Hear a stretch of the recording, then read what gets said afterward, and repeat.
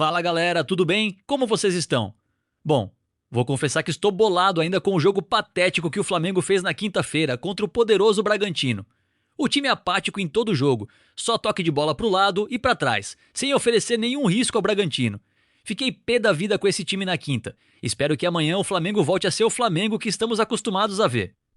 O Flamengo teve um dia movimentado no Ninho do Urubu nesta sexta-feira, depois da derrota por 3-0 para o Bragantino no dia anterior em Bragança Paulista. O elenco se reapresentou no final da tarde, teve um encontro com o presidente Bappi e uma reunião entre os próprios jogadores para alinhamento e cobranças. O volante Pulgar foi multado pela expulsão. O chileno foi comunicado da decisão durante a tarde. O Fla precisou jogar praticamente todo o segundo tempo com um a menos. Ele vai cumprir suspensão contra o Santos no domingo no Maracanã. O lance aconteceu aos 3 minutos do segundo tempo. Pulgar agrediu Herrera e levou primeiro o cartão amarelo. O árbitro Fernando Antônio Mendes de Sales Nascimento Filho foi chamado ao VAR por Diego Pombo Lopes e decidiu pelo vermelho. A ida do presidente ao centro de treinamento estava programada e é periódica, geralmente para uma conversa com o treinador e o diretor José Boto. Desta vez, porém, ele também se reuniu com o elenco e deu o recado em tom de cobrança. O papo não durou muito tempo e o técnico Leonardo Jardim também falou. Depois disso, os próprios jogadores se reuniram para conversar entre eles. Há um consenso entre líderes do elenco de que os atletas precisam assumir a responsabilidade pelas partidas ruins para buscar uma melhora, algo que perdura desde a demissão de Filipe Luís. O sentimento após a derrota pelo Brasileirão foi de vergonha e insatisfação pela atuação. Depois do momento de conversas, o dia seguiu normalmente. Titulares fizeram um treino regenerativo, enquanto os reservas foram a campo. O primeiro e único treino completo será neste sábado. Pedro, que saiu sentindo dores no segundo tempo, teve apenas cãibras e está liberado para as atividades. Há a expectativa do retorno de Bruno Henrique.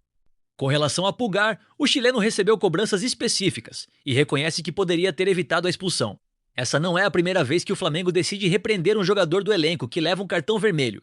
Wallace Yan, Plata e Carrascal foram outros que passaram pelo mesmo recentemente. O clube tem tido essa postura em ocasiões que considera o cartão evitável ou pelo conjunto da obra. A súmula da partida diz que o vermelho se deu por conduta violenta. O árbitro escreveu que Pulgar acertou um soco no rosto do adversário fora da disputa de bola. Sem Pulgar, mas com a volta de Everton Araújo, o Flamengo volta a campo no domingo, às 5 horas da tarde no Maracanã. A equipe estreia na Libertadores na próxima quarta-feira, na altitude de Cusco. Mudando de assunto pessoal, vamos falar de Leonardo Jardim. Há um mês Leonardo Jardim era anunciado pelo Flamengo. Desde então, o técnico promoveu mudanças significativas no dia a dia. Foi campeão, conseguiu vitórias importantes e agora vive a primeira instabilidade com uma derrota dura para o Bragantino. Ainda é cedo para falar em turbulência, mas o revés em Bragança Paulista gerou críticas da torcida, já que a equipe teve 10 dias para treinar durante a data FIFA. O próprio treinador subiu o tom tanto na entrevista coletiva quanto após a partida.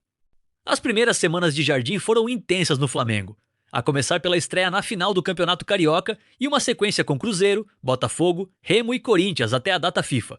No momento em que finalmente teve tempo de treinos e descanso, o português viu a equipe responder muito mal na 9ª rodada do Brasileirão. Há um entendimento entre os jogadores que é preciso assumir a responsabilidade pelo começo ruim de temporada. Jardim também prega disciplina e foco, tanto dentro quanto fora de campo. Dentre as mudanças nessa rotina, o treinador deu um recado ao grupo ao barrar Plata da partida contra o Corinthians, antes da pausa. Ele foi claro ao dizer que não tolera indisciplinas e não poupará consequências a quem decidir não seguir na linha. Essa postura caminha junto à crítica que a diretoria tinha a Filipe Luís, a quem considerava ser muito liberal. Nos primeiros dias, Leonardo Jardim aproveitou para conversar em particular com os jogadores, tanto para entender características quanto para exigir comprometimento. A obediência tática também é muito cobrada. O treinador, inclusive, teve Danilo como uma espécie de conselheiro nessa transição entre trabalhos. Apesar do aspecto sério de algumas regras, Jardim tem tido boa convivência no Flamengo. O elenco também abraçou as ideias do técnico e corroborou com a decisão de deixar Plata fora, por exemplo. Havia insatisfação com a postura do jogador em certos momentos. A maior mudança foi a volta do esquema de concentração antes de todas as partidas e os treinos de ativação na manhã dos jogos. O jeito do treinador é direto ao ponto, mas bom no trato humano com jogadores e funcionários. Rápido na compreensão dos processos que já existem, ele também impõe as próprias regras, mas se mostrou mais flexível do que Filipe Luís em alguns aspectos, como o acesso de outras pessoas a uma parte dos treinos. Primeiro treinador escolhido por Bappi desde a mudança na gestão, o português mantém contato frequente com o presidente. O dirigente vai ao Ninho com regularidade para reuniões e conversa por mensagens com Jardim e José Boto.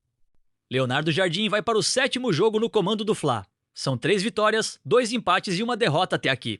Foram 9 gols marcados e 4 sofridos, 3 deles na rodada passada. Agora, para finalizar, galera, vamos falar dos possíveis retornos do Flamengo. Arrascaeta e Varela devem voltar. O zagueiro Léo Pereira também. Então, o Flamengo terá todos os zagueiros à disposição novamente depois do desfalque de Léo Pereira na última rodada. Dentre as opções da defesa, inclusive, apenas Alexandro continua fora e ainda pode retornar para a estreia na Libertadores. Depois de uma partida que abalou o time com 3 gols sofridos, Leonardo Jardim espera retomar a boa forma que vinha mostrando. Enquanto o zagueiro titular da seleção brasileira na última data FIFA estava jogando, o Fla não havia sofrido gols. O time passou zerado contra Fluminense, Cruzeiro, Botafogo e Remo. No empate por 1-1 com o Corinthians, Léo Pereira estava suspenso e a equipe viu Yuri Alberto balançar a rede. O camisa 4 manteve o status de titular absoluto novamente em 2026, depois de ser o jogador de linha do Flamengo que mais atuou na temporada passada. Neste ano, ele soma 12 jogos e 1 gol de falta na vitória por 3-0 sobre o Botafogo. Todos os zagueiros foram testados desde a chegada de Leonardo Jardim ao Flamengo. Léo Ortiz e Léo Pereira foram os preferidos do português, atuando contra Fluminense, Cruzeiro, Botafogo e Remo. Diante do Corinthians, a dupla foi Vitão e Danilo. Contra o Bragantino, o ex-internacional atuou ao lado de Ortiz. O sistema defensivo é uma das prioridades de Jardim. No ano passado, o time rubro-negro sofreu 46 gols em 74 partidas, enquanto em 2026 são 24 bolas na rede em 21 jogos. Leonardo Jardim disse, abre aspas, em relação a esse aspecto defensivo, acredito que uma equipe da qualidade do Flamengo tem que ter essa variável, de defender bem. Os jogadores estão tendo atitude, em termos coletivos, de dar maior equilíbrio defensivo. Isso tem nos ajudado a ser uma equipe mais compacta. Além de Léo Pereira, quem também volta a ser opção é Varela. O lateral, assim como o zagueiro e Arrascaeta, foi poupado na rodada passada depois de jogar os amistosos do Uruguai. Ele tem chances de iniciar a partida contra o Santos como titular. Rapaziada, eu já ia esquecendo de falar sobre uma coisa que interessa a muitos torcedores do Flamengo, que é sobre o sócio-torcedor. Então vou destrinchar isso aqui para vocês rapidinho. Flamengo explica aumento no valor do sócio e diz que investe para conhecer perfil dos torcedores. O Flamengo aumentou mais uma vez os valores do sócio-torcedor. O reajuste de 10% informado aos rubro-negros na última semana é tratado como inevitável pela diretoria, mas frustrou associados por causa da falta de melhoria nos benefícios. Desde o lançamento em 2013, os valores subiram, mas as vantagens pouco evoluíram. Os novos preços variam entre R$ 21,80, que é do plano Nação Sem Fronteiras, e R$ 357,94 do Nação Maracanã 1. Houve aumento também no valor dos convidados para R$ 60 por pessoa. O Flamengo emitiu uma nota que diz o seguinte, pessoal, abre aspas, o reajuste no valor do programa de sócio-torcedor está diretamente relacionado ao cenário econômico do país, marcado pela pressão inflacionária sobre custos essenciais como energia, serviços e salários. Para manter o nível de competitividade do futebol, preservar a qualidade do elenco e sustentar toda a estrutura que dá suporte às operações do clube, é necessário buscar a eficiência. Nesse contexto, o ajuste de preços torna-se uma medida inevitável. A alternativa seria comprometer a qualidade esportiva e operacional, o que não está alinhado com o compromisso do Flamengo de vencer, vencer e vencer. Pensando daqui para frente, o Flamengo tem feito um investimento grande em dados e CRM para que possa conhecer cada vez mais cada um dos sócios torcedores. Em entrevista à Flamengo TV, o presidente BAP afirmou que o aumento do custo é a única maneira de manter o nível do elenco. Ele condiciona os valores ao compromisso de vencer, vencer e vencer. O presidente BAP disse o seguinte, abre aspas, infelizmente existe inflação de custo no Brasil, as coisas ficam mais caras. A luz, a água, o pão, o leite, os salários têm que ser reajustados.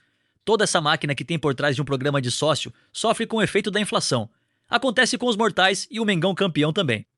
Tem que de alguma maneira passar isso adiante, senão você perde competitividade e não consegue ter, por exemplo, jogadores do nível que temos, que também têm reajustes. Alguns deles a própria torcida fala, fulano está indo muito bem, merece um reajuste salarial. Isso sai desse mesmo bolso. Para manter isso tudo e equilibrar, tem que sempre buscar eficiência de gastar menos e fazer mais. Mas eventualmente é inevitável aumentar os preços. O nosso compromisso é sempre vencer, vencer e vencer. Para manter isso temos que fazer ajustes. Fecha aspas. Então galera, essas foram as notícias do Flamengo. Obrigado a todos que assistiram a esse vídeo. Se gostou, deixa o like aí para fortalecer o canal. E se puder, se inscreva no canal. É de graça, você não paga nada. Valeu, galera! Saudações rubro-negras!